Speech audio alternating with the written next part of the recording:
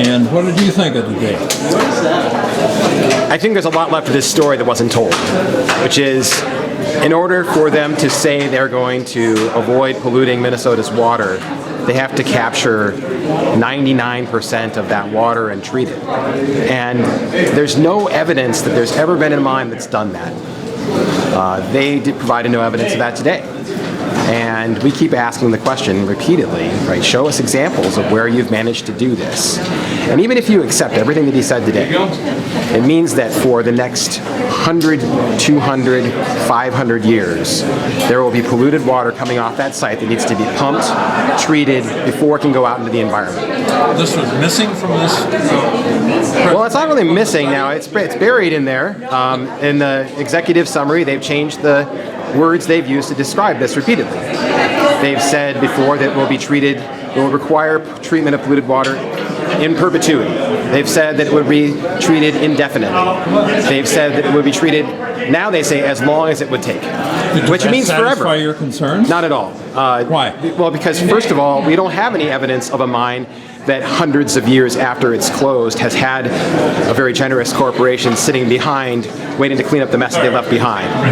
The governor went to Gilt Edge Mine 2 weeks ago, and he saw an example of what happens when you don't take into account the fact that this water will be treated forever. Right? As soon as you crack open the earth and grind that rock finely, it will produce acid mine drainage, heavy metal runoff, and sulfates for as long as it comes into contact with air and water. What else needs to be done?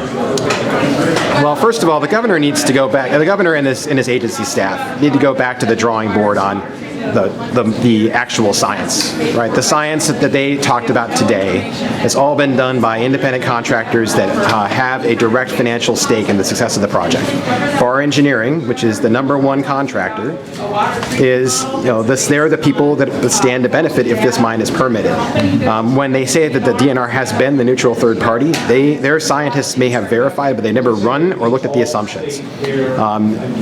So what's your next step? We're going to go with these people of Minnesota. The people of Minnesota need to speak up. 58,000 people spoke up last time they put forward an environmental impact statement. 98% of them said, we don't support this project. We want it to stop. Nothing changed. Need to do that again? Yeah, we need more. We need more. And frankly, at some point, we hope that the governor and his agency staff will listen to the public. And they haven't done so yet. And we hope that at this point, they'll finally get around to hearing people when they say, we don't want to threaten Minnesota's clean water legacy. We don't want a mine of this type. We know that every mine like this one across the United States and across the world has left behind a polluted, contaminating legacy. And that won't be any different here, especially if we close our eyes to what the possibilities are. You don't want the mine to proceed? Not as proposed, no. Well, there's a 30-day comment period. We'll submit comments, and the agencies have an opportunity to fix these problems. They have an opportunity to figure out whether there's any walk-away scenario for this mine. Is there any scenario under which PolyMet can close and end water treatment, and taxpayers and PolyMet are no longer on the hook? Because that's required under Minnesota law. They have an opportunity to figure out if they can accommodate tribal concerns about potential impacts on wild rice and the problems of the water model. They have an opportunity to consider other options for their tailings basin. They're using outdated technology for their tailings basin, the same technology that collapsed in British Columbia, causing millions of gallons of toxic waste to flood the downstream rivers. It's exactly what we're doing at PolyMet. We have an opportunity to think about storing our waste in a better way. They have an opportunity to fix all of that before this thing moves forward, and we're hoping they'll do so based on the comments they've received from the public. You heard the commissioner say that it would take a high bar to overturn this decision of whether it's adequate or not.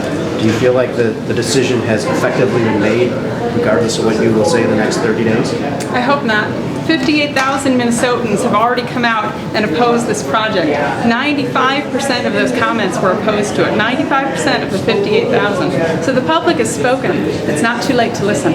Anyone that's been paying attention to this process should have significant concerns about it. I mean, we have a mine that is proposing to have water treatment for at least 500 years that will have to be paid for by somebody. You or the have to be paid for by somebody, either by PolyMet or by by the taxpayers. We have no indication at all that there will be sufficient funds available from the company to do so. We have the potential for major problems, including a tailings dam collapse, similar to what happened at the Mount Holly mine in British Columbia last year, in which millions of gallons of toxic mining waste were released into pristine downstream rivers. So, What's PolyMet's environmental record? well, it's none, really, because the way that mining operations work is they have a local small company, typically that's never run a mine before, and PolyMet's an example of that, and then you have a major investor. In this case, the major investor is Glencore. It's a Swiss company that has had significant problems with mining operations. Currently, they have major pollution at a mine in Zambia, as well as allegations from the company that they have taken taxpayer dollars that are owed to the country away from it. They've dealt with embargoed Iran, Saddam Hussein in Iraq. They've constantly had issues with trade restrictions. So there's a long history of problems with Glencore. Minnesota Center for Environmental Advocacy, Friends of the Boundary Waters Wilderness, and Conservation Minnesota are the three groups that are part of Mining Truth. Okay. So, What's the issue on wild rice? I wasn't quite sure. yeah, It's affected by sulfate? yeah. So this, of course, was debated at the legislature this session. The science indicates that high levels of sulfates make it impossible for wild rice to root and grow. Higher than 10? Higher than 10 parts per million. The legislature tried to suspend the enforcement of that standard.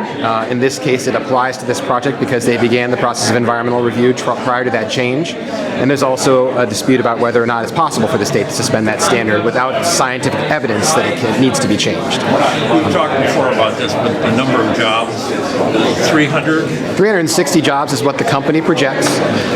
For some context, consider that the LTV steel plant, or the LTV facility that they propose to reuse in part at its peak employed 3,100 people. So we're talking about a very small number of jobs relative to the actual size of the economy, but also what it's trying to replace. And there's no public hearings that are proposed for the final environmental impact statement. This is supposed to be the key moment where we decide whether or not this is adequate or not. Is that unusual? No, there's no statutory requirement for them to have a public hearing, but we hope for better. We believe that it was, certainly it's in the purview of the agency to decide that this is an issue of public importance sufficient to have a public hearing about it, but they've chosen not to do that. Okay, thanks.